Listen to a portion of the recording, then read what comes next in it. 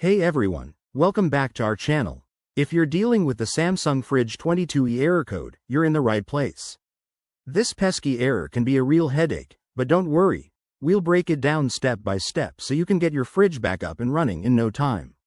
First off, let's talk about what this error means. The 22E code typically indicates a problem with the defrost system in your Samsung refrigerator.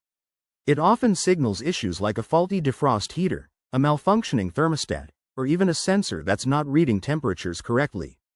This is Samsung's way of telling you that the fridge isn't defrosting properly, which could lead to ice buildup and affect cooling performance. Now, why does this happen? There are a few common causes. One is simply wear and tear. Components like the defrost heater can fail over time, especially if your fridge is a few years old.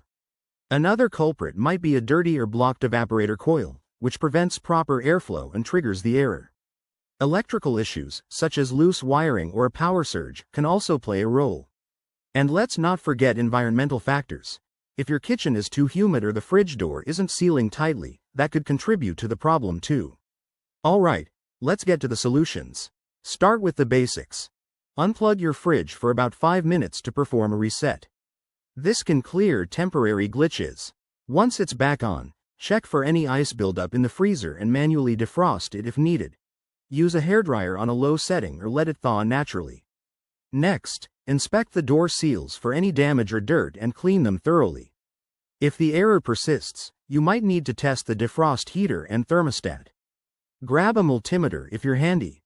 A reading outside the normal range means it's time for a replacement.